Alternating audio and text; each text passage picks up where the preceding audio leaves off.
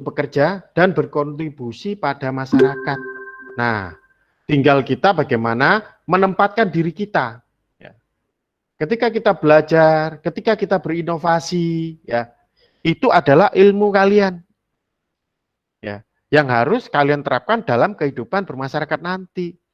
Oh, ketika aku dulu sekolah, aku suka sekali dengan fotografi. Udah, tekuni betul-betul. Ya. Oh, aku dulu suka membuat TikTok. Oh, sudah, tekuni benar-benar. Ya. Membuat sesuatu yang baik-baik saja. Ya. Oke. Apa sih fungsinya? Nah, nanti ketika kalian sudah mungkin sudah dewasa, mungkin sudah berumah tangga atau belum, mungkin kalian nanti jadi pemimpin, mungkin jadi RT atau RW atau bahkan jadi kepala negara. Nah, kalian bisa berkontribusi dengan ilmu-ilmu yang sudah kalian pelajari dan yang pernah kalian dapat di saat kalian mengenyam pendidikan. Tuh. Ya. Oke. Aduh. Tolong untuk pertemuan berikutnya yang tertib ya hadirnya ya. Ya, berikutnya. Bagaimana cara mengukur kompetensi tersebut? Nah, gimana sih cara mengukurnya? Nah, yaitu dengan asesmen nasional. Oke. Berikutnya, asesmen nasional diberlakukan sebagai alat ukur untuk mengetahui ketercapaian kompetensi yang harus dikuasai oleh siswa. Nah, ya. Tujuan asesmen nasional dengan ujian nasional. Nah, ini ada banyak sekali pertanyaan-pertanyaan. Apa sih asesmen nasional itu? Nah, ini. Asesmen nasional itu bertujuan untuk mengevaluasi mutu sistem pendidikan di Indonesia. Ya, jelas ya? Untuk mengevaluasi mutu sistem pendidikan di Indonesia. Ya. Sedangkan UN atau ujian nasional atau UNBK nah, bertujuan untuk mengevaluasi capaian hasil belajar siswa secara individu. Ya. Intinya hanya siswa, oh arekku pinter selesai. Oh arekku pinter sekolah lebih tinggi selesai. Ya, nggak tahu apakah dia bisa bermasyarakat, apakah dia bisa mengaplikasikan ilmunya, ataukah dia hanya dapat ilmunya saja atau dapat teorinya saja, tetapi nggak bisa mengaplikasikan ke masyarakat. Ini percuma. Nah, Indonesia sudah merubah teknik untuk belajar, untuk pendidikan, yaitu dengan asesmen. Oke. Selanjutnya, perubahan sistem evaluasi dari UN ke asesmen nasional adalah upaya untuk memperbaiki kualitas pendidikan secara menyeluruh. Ya, untuk memperbaiki kualitas pendidikan secara menyeluruh. Asesmen nasional dirancang untuk menghasilkan informasi akurat untuk memperbaiki kualitas belajar mengajar. Dua ya, belajar mengajar, baik itu siswanya juga gurunya. Yang pada gilirannya akan meningkatkan hasil belajar. Oke. Jadi saat ini tidak hanya kalian yang belajar, saya, semua guru-guru, tidak hanya di SMP 2, se-Indonesia harus mau tidak mau harus belajar. Ya. Untuk memberikan ilmunya kepada kalian sebagai siswa. Oke. Oke. Berikutnya adalah ini ada beberapa yang perlu kalian sekilas tahu aja ya. Perbandingan asesmen nasional dengan ujian nasional. Nih, kriteria pembanding. Ya. Kalau tujuan pelaksanaannya asesmen nasional adalah untuk mengevaluasi mutu terkait dengan satuan pendidikan. Kalau ujian nasional untuk mengevaluasi capaian hasil belajar murid secara individu. Kemudian jenjang penilaiannya, nah, yaitu SD, SMP, SMA, SMK, ya, program kesetaraan jenjang dasar dan menengah, yaitu paket, ya dulu jar paket tuh ya. Kalau UN yaitu SMP, SMA dan SMK. Kemudian level siswa yang mengikuti. Kalau AKM atau asesmen nasional yaitu kelas 5 SD, kelas 8 SMP dan kelas 9 kelas 11 untuk di tingkat SMA ya. Kalau ujian nasional atau UNBK siswanya mengikuti adalah yang di tingkat akhir. Selanjutnya subjek siswa. Survei siswa dipilih secara acak untuk mengikuti AN atau asesmen nasional. Jadi tidak seluruhnya ngikut ya. Untuk sementara ini ya. Ingat ya, tanda petik ya. Jadi tidak dipilih secara acak untuk mengikuti asesmen nasional. Kalau UNBK atau ujian nasional ya, semua siswa wajib mengikuti. Sakit pun di rumah sakit pun dia bisa wajib harus mengikuti. Ya. Oke, model soal. Kalau asesmen nasional, model soalnya adalah pilihan ganda, kemudian pilihan ganda kompleks, ya, lalu menjodohkan, isian singkat, dan uraian. Sedangkan kalau UN cukup dengan pilihan ganda dan isian singkat. Itu pun hanya untuk matematika. Sorry. Selanjutnya, sasaran penilaian. Nah ini, sasaran penilaiannya kalau asesmen nasional jauh lebih banyak. Ada kompetensi literasi, numerasi, karakter, serta kualitas iklim satuan pendidikan yang mendukung pembelajaran. Kalau ujian nasional, yaitu penguasaan terhadap mata pelajaran.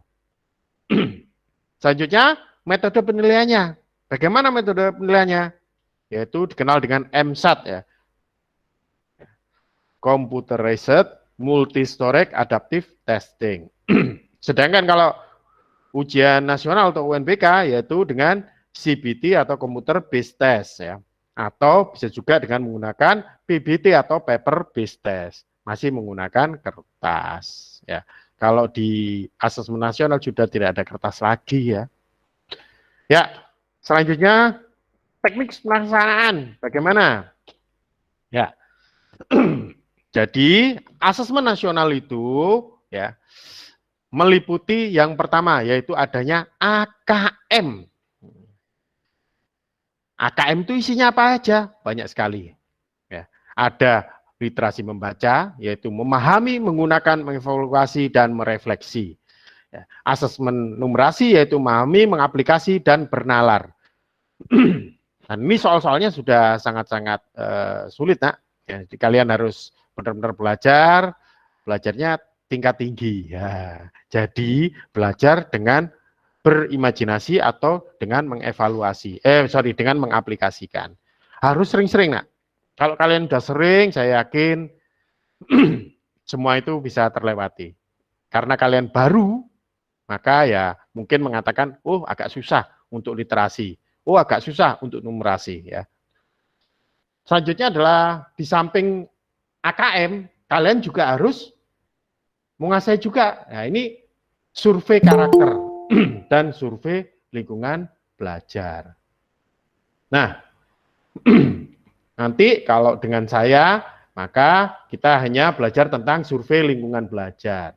Ya, sangat mudah. Ya, paling mudah itu dengan survei karakter dan survei lingkungan belajar. Ya. Ini survei loh ya. Survei ini membuktikan bahwa apa yang terjadi dengan sekolah kita, apa yang terjadi dengan pembelajaran kita, apa yang terjadi dengan kalian, apa yang terjadi dengan sekolah SMP Negeri 2 ini. Nah, oleh karena itu, tolong benar-benar dipahami, jika tidak mengerti tentang survei karakter dan survei lingkungan belajar, langsung berkomunikasi dengan gurunya yang jelas. Jangan ngawur. Kalau kalian ngawur atau ngarang, maka itu sama dengan kalian mencontreng muka sendiri. Ya. Kenapa? Misalkan, apakah kalian selalu mencuci tangan ketika sebelum memasuki kelas? Nah, seperti itu contohnya. Kalian jawab tidak. Loh. Nah, ini berarti oh SMP 2 itu kempro. Ah, gitu. Oh, SMP 2 itu berarti kotor. Oh, anak-anak SMP 2 itu berarti jorok. Oh, anak-anak SMP 2 itu tidak mengindahkan aturan atau protokol kesehatan. Nah, seperti itu jangan pernah terjadi, anak-anak. Ya. Jelas ya? Nah, oleh karena itu, kalau ada kata-kata atau mungkin contoh-contoh soal atau yang kurang jelas, langsung ditanyakan kepada gurunya, mumpung belum terlanjur. Intinya untuk survei karakter dan survei lingkungan belajar, itu bukan nilai yang dicapai. Jelas ya? Jadi bukan nilai yang dicapai. Ya. Oke, kita lanjutkan. Nanti kita bahas lebih dalam ketika kita sudah belajar tentang survei lingkungan.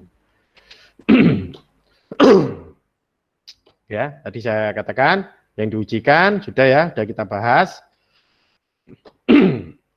Survei karakter, yaitu mengukur sikap, kebiasaan, nilai-nilai sebagai hasil belajar non-kognitif. Ya, non-kognitif. Ya. Selanjutnya adalah yang survei lingkungan belajar tadi, mengukur kualitas pembelajaran dan iklim sekolah yang menunjang pembelajaran. Ya, bisa jadi di situ adalah sarana prasarananya. Ada LCD, buku, kemudian apa ya, alat-alat itu ya, ada mikroskop, globe dan sebagainya atau tokso. Peserta pelaksanaan asesmen nasional. Ya, siapa saja? Seluruh satuan pendidikan, jadi seluruh sekolah, mulai SD, SMP sampai SMA. Tapi tidak dilakukan untuk sementara ini ya, tidak semua murid. Pemilihan sampel secara acak. Nih, makanya tetap semuanya tetap ikut, nanti khawatirnya si A atau si B yang terpilih ya gitu. Ya, dari kelas 5, kelas 8 dan 11. Setiap peserta mengerjakan tes literasi membaca, tes literasi numerasi, kemudian survei karakter dan survei lingkungan belajar. Oke, selanjutnya jadwal pelaksanaannya, nah, itu tes literasi itu 75 menit, tes numerasi 75 menit. Itu untuk hari pertama, hari kedua. Jadi selama 2 hari ya. Survei karakter 20 menit, ya. Survei lingkungan belajar 20 menit. Ya, itu bentuknya seperti itu. Itu untuk SD. Nah, untuk SMP bagaimana? Nah, ini. Hari pertama ya, literasi 90 menit, lalu survei karakter 30 menit. Ya, jadi ini SMP dan SMA. Hari kedua, tes numerasi 90 menit, survei lingkungan belajar 30 menit. Ya, itu adalah jadwal pelaksanaan. Oke. Bentuk soal, bagaimana bentuk soalnya? Banyak sekali.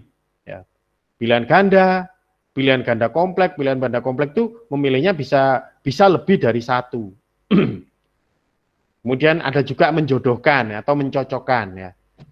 Selanjutnya adalah isian singkat, lalu uraian. Nanti akan saya berikan contoh sedikit soal ya, berapa contoh soal sekilas saja untuk dikerjakan kalian dan wajib dikerjakan.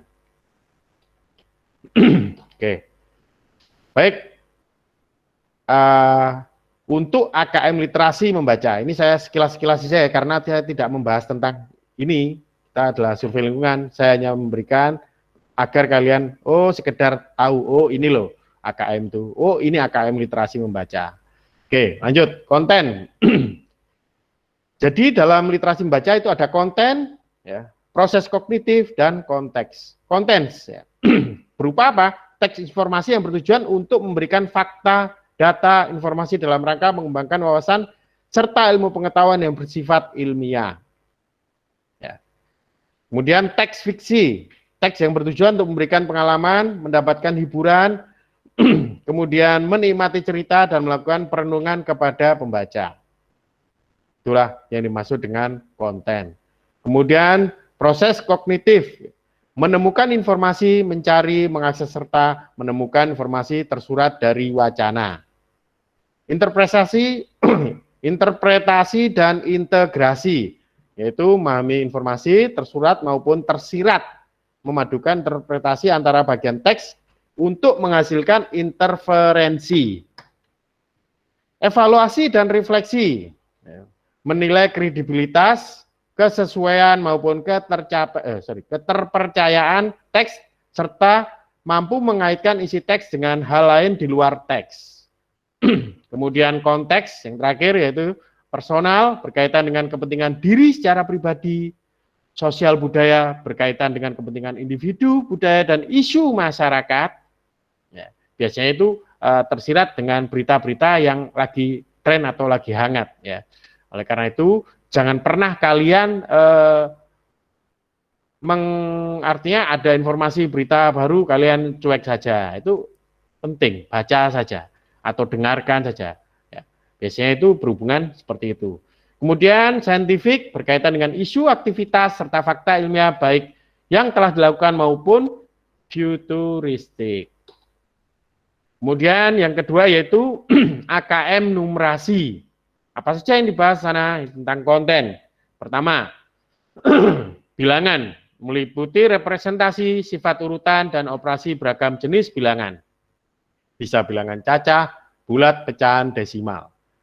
Kemudian yang kedua yaitu pengukuran dan geometri, yaitu meliputi mengenal barung datar hingga menggunakan volume dan luas permukaan dalam kehidupan sehari-hari.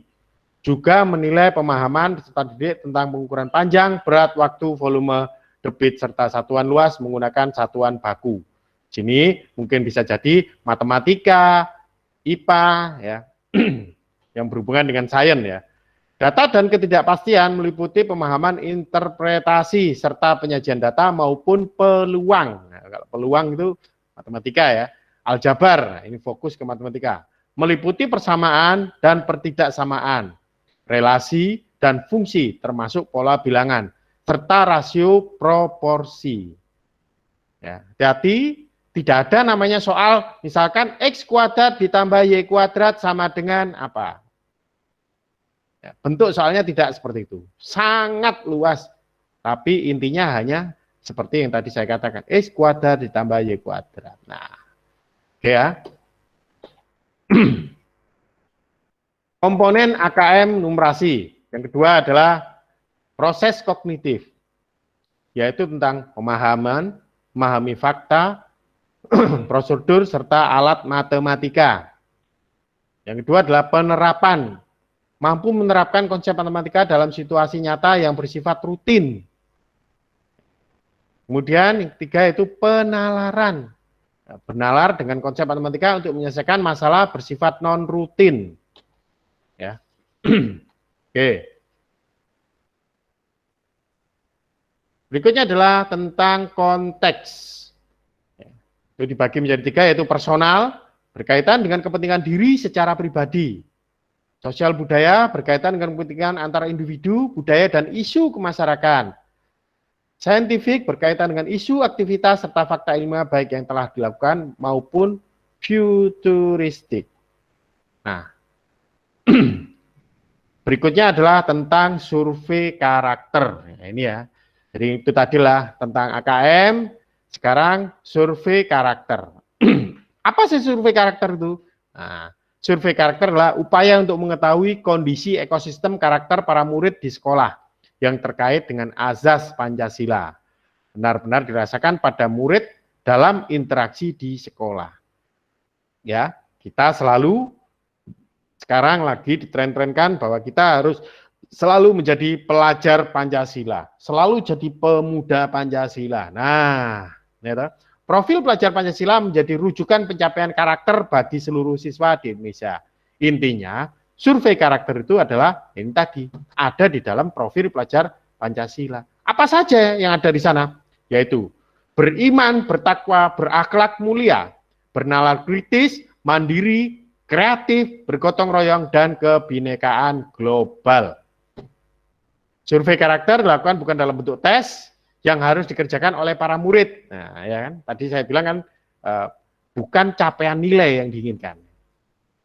Para murid menjawab sejumlah pertanyaan yang bersifat personal, ya, terkait opini murid mengenai topik seperti gotong royong, Bhinneka Tunggal Ika, tetapi terkait esensi dan behavior dari topik-topik tersebut. Intinya pokoknya tentang pelajar Pancasila, ya, karakternya itu. Yang terakhir yaitu survei lingkungan belajar. Nah, inilah yang kita pelajari mulai dari hari ini hingga selesai. Survei lingkungan belajar digunakan untuk mengevaluasi dan memetakan aspek pendukung kualitas pembelajaran di lingkungan sekolah. Survei ini dilakukan untuk memotret kualitas penyelenggaraan pendidikan di lapangan. Oleh karena itu, dalam survei ini tidak ada jawaban benar atau salah. Ya. Ya, jadi tidak ada benar dan salah. Ya, sama dengan yang tadi, survei karakter. Nggak ada benar, nggak ada salah. Ya. Survei ini digunakan untuk mengetahui kondisi sekolah, baik fisik maupun non-fisik. Ya. Oke, survei lingkungan belajar ya. Di antaranya ini ya, iklim belajar dan iklim satuan pendidikan. Yang pertama yaitu iklim keamanan sekolah, keamanan dan well-being siswa, sikap dan keyakinan guru, kemudian kebijakan dan program sekolah. Yang kedua adalah iklim kebinekaan sekolah, ya, praktek multikultural di kelas, sikap dan keyakinan guru atau kepala sekolah, kebijakan dan program sekolah. Berikutnya adalah indeks sosial dan ekonomi, yaitu tentang pendidikan orang tua, profesi orang tua, fasilitas belajar di rumah. Ya, berikutnya adalah kualitas pembelajaran, yaitu diantaranya manajemen kelas, dukungan afektif, aktivasi kognitif. Berikutnya yang terakhir yaitu pengembangan guru, yaitu refleksi dan perbaikan pembelajaran, dukungan untuk refleksi guru. Ini bisa dari wali murid. Ya, berikutnya adalah tentang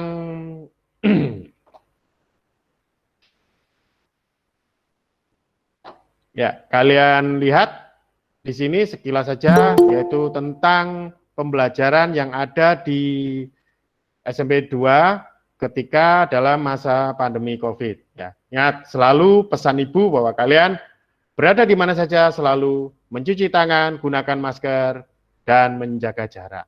Nah, kalian lihat video tentang kegiatan pembelajaran waktu kemarin di masa pandemi COVID.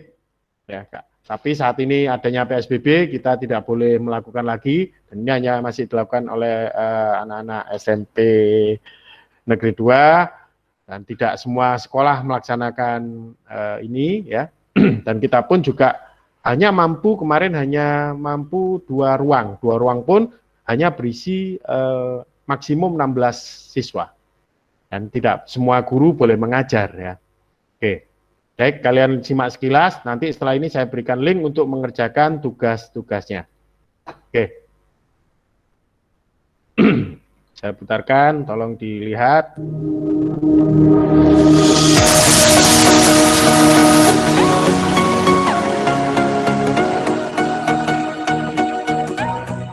Ingat kali kata di awal, maka kita harus melakukan pencegahan awal dan siswa wajib diantar oleh orang tua. Di kelas kemarin, ya, sekolah kita sudah sangat ringan, tidak seperti dulu yang dulu dan agak jorok. Sekarang sudah bersih. Depan sudah ada wastafel dan sebelah PVC, bahkan sekarang ini sebelumnya ini sudah sekarang sudah banyak sekali tempat cuci tangan seperti ini. Mungkin semua kelas ya, semua kelas sudah ada tempat cuci tangan atau wastafel yang bisa digunakan. Datang, siswa wajib mencuci tangan dengan menggunakan air sabun, dengan menggunakan sabun dan gelas dengan air mengalir. Wajib datang mengenakan masker dan lupa. Oke. Jadi setelah itu berkumpul, kalau dirasa yang datang banyak, kita bisa berkumpul dengan menjaga jarak. Waktu itu masih jarak yang dibutuhkan adalah 1 meter, tapi kita sudah menggunakan jarak 1,5 meter. Sekarang informasi lagi baru, yaitu kita menggunakan jarak 2 meter.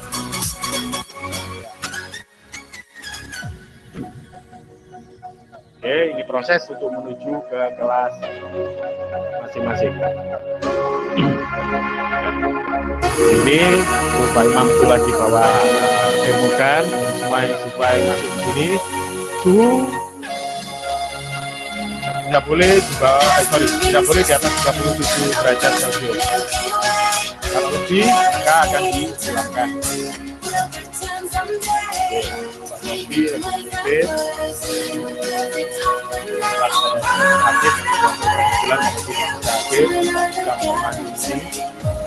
Sakit ya.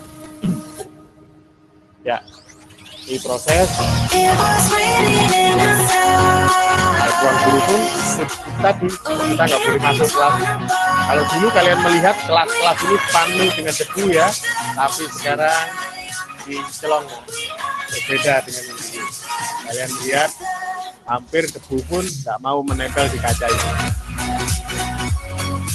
Ini papan waktu kegiatan nasional kemarin dan gagal tidak boleh digunakan.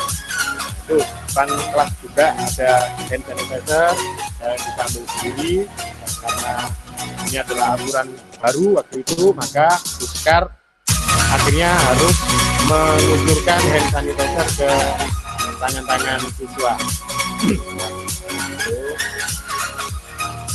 Takutkan, karena kami sangat takut, kami sangat cinta pada anak-anak kedua.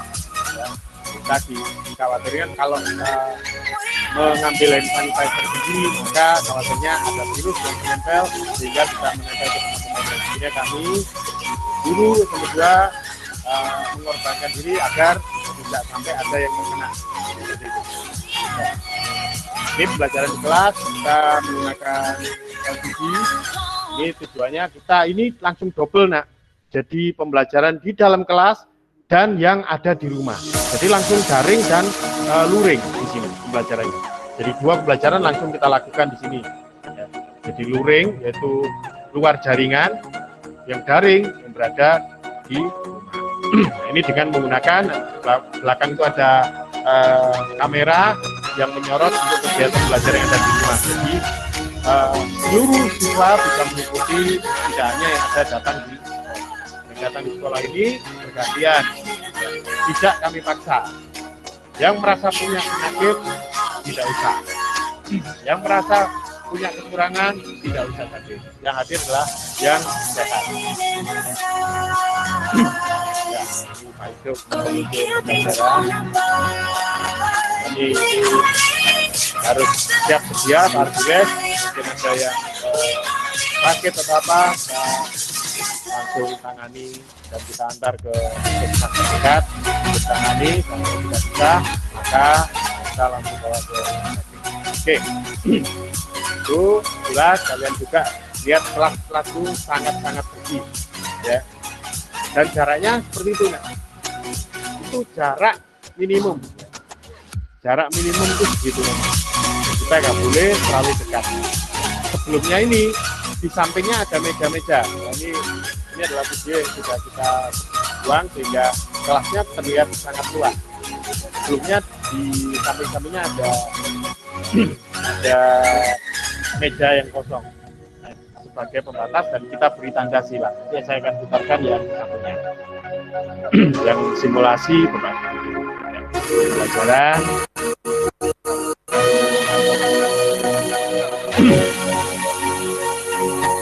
Oke, ini ketika jeda istirahat harus seperti ini.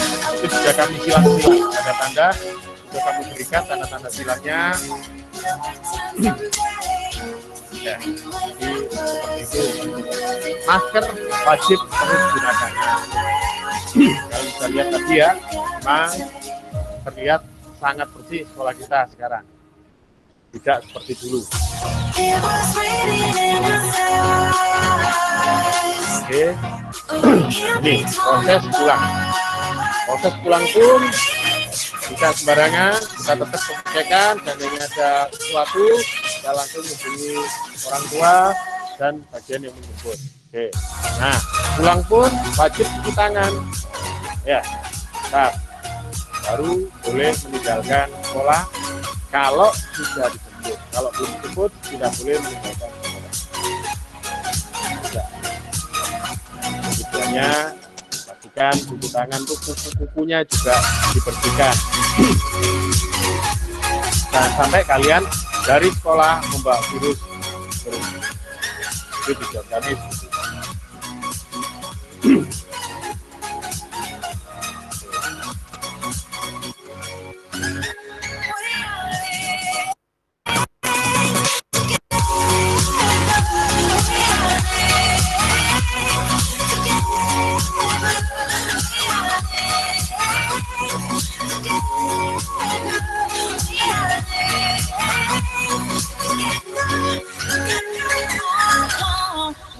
Menuju dan pintu masuk berubah, ya.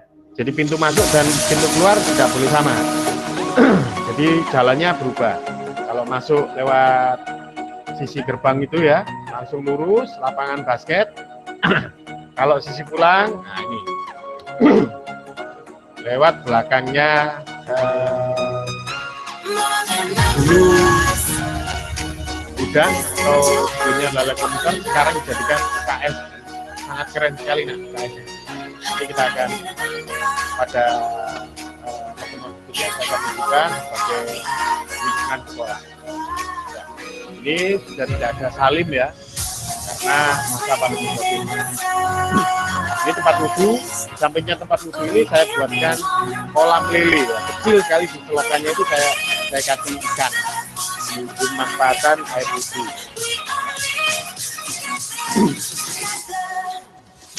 Nah ini belum bersihkan, lingkungan ini sekarang sudah bersih. Dan ini adalah ruang OSIS ini. Nah ini depan ini yang baru ini, keren ini ruang OSIS. Ini kalian masih melihat adanya tumpukan meja yang akan dibawa ke Pemkot. Sekarang sudah bersih, nggak ada apa-apanya. Nanti saya akan tunjukkan, saya akan foto di pertemuan berikutnya, saya akan kenalkan tentang lingkungan sekarang. Ini kami guru-guru wajib ada di setiap titik poin yang sudah disebutkan oleh Bapak Kepala Sekolah untuk menjaga, mengkhawatirkan ada yang tiba-tiba pingsan atau terjadi sesuatu. Ya, bahwa sekarang SMP Negeri 2 sudah asri, nah. Asri dan bersih, penuh dengan tanaman.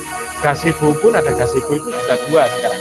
Jadi nanti ketika kalian masuk, ya semoga saja masa pandemi COVID ini lekas selesai, kita bisa menikmati ya. Di aslian ada kolam, ada air terjun juga. Itu baru yang dulu kita kelas 8A dulu ya, kita yang sudah pembatas untuk masuk dan pulang. Oke. Ya, yang sudah dijemput baru boleh meninggalkan ruangan. Itu adalah versi yang pertama. Kemudian saya tekan sekilas saja hanya untuk mengetahui sekian kelas. Nah, ini waktu simulasi yang kita diminta untuk Dinas Pendidikan. Simulasi sebelum melakukan kegiatan pembelajaran yang tadi kalian tonton. Maka harus selalu seperti ini prosesnya.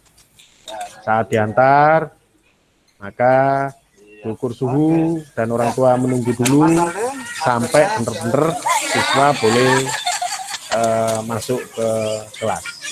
Nah, ini simulasinya ya. Oke, saya percepat aja. Nah, ini tadi saya katakan ya, bentuknya kelasnya seperti ini, berbeda ya. Ya, kelasnya berbeda. Nah, ini yang kelas lama. Ya. Kami mengira bahwa kita boleh masuk seluruh siswa mulai kelas 7, 8, 9 kita bagi waktu itu. Oh, ternyata guru-gurunya banyak yang komorbid, nah, jadi nggak bisa kita melakukan, mohon maaf atas kemampuannya. Kalau kita masuk ya mungkin khawatirnya ada yang terjangkit, maka kita bisa guru-guru akan habis, nah, ya, termakan oleh COVID. Nah itu ya, ada tanda-tanda silang seperti itu untuk yang belum. Itu kelas pun sangat bersih, nah, ya. Ini kelas 9 yang terlihat agak rungsep, sekarang sudah sangat-sangat bersih. Dan sekarang ini warnanya sudah tidak seperti ini kuning hijau ini, tapi sekarang sudah bersih hijau, sudah jadi putih semua ini, ya, sangat bersih. Dan ini pun terlihat ada LCD itu sudah tidak ada, menggantung sekarang, jadi tidak terlihat rungsep, terlihatnya sangat bagus sekali. Oke, itulah tentang lingkungan sekolah. Mungkin ada yang ditanyakan dari materi yang sudah saya sampaikan hari ini. Halo anak-anak, ada yang ditanyakan? Mungkin ada yang ditanyakan? Enggak, Pak. Oh, tidak, Pak. Yakin, jelas? Jelas, Pak. Jelas, Oke. Pak. Untuk kelas 8G, ya, mohon maaf, ini karena tadi kita molor ya, makanya tolong besok tepat waktu sehingga jamnya tidak molor ya. Nanti langsung kerjakan di link USBK Spenda 4 untuk user dan passwordnya sama ketika waktu PH1 kemarin ya. Linknya saya kirim di mana enaknya? Di kelas ini aja ya. link tugas AKM 8G AKM grade B lalu 8H ya. User dan passwordnya seperti PH1 kemarin segera dikerjakan. Mungkin ada yang lupa bisa japri ke saya ya. Oke, tadi lingkungan tadi kalian benar-benar pahami, kalian nanti mengerjakan soalnya tadi tidak banyak, saya hari ini hanya 4 soal, nanti besok minggu depan kita bahas satu persatu ya tentang survei lingkungan. Sudah? Yang lainnya tidak ada yang tanyakan? Tidak, Pak. Tidak. Oke, tolong buka kameranya. Saya mau screenshot untuk bukti pembelajaran AKM hari ini. Tolong buka kameranya. Yang lainnya apakah sudah tidur? Ayo kameranya dibuka, guys. Kamera dibuka, jangan dilihatkan lampunya, guys. Lihatkan wajahnya. Ayo. Ayo anak-anak hebat, dibuka kameranya. Wajahnya diperlihatkan. Bukan tumonya ya. Tumonya diperlihatkan ini. Kayak aku gini loh. Kayak Pak Deddy loh contohnya loh ya. Gak apa-apa masih kurang atus ya. Semangat ya. Saya akui semangat kalian. Yang penting semangatnya dulu. Oke, sudahkah yang untuk buka kamera hanya ini aja? Yang lainnya apakah meninggalkan jejak atau sudah nggak ada di depan kamera? Saya hitung sampai 3 ya. Hitungan ketiga baru di close. 1, 2, 3. Baik, sekian. Assalamualaikum warahmatullahi wabarakatuh. Mohon maaf. Waalaikumsalam warahmatullahi wabarakatuh. Yang kurang jelas bisa japri saya.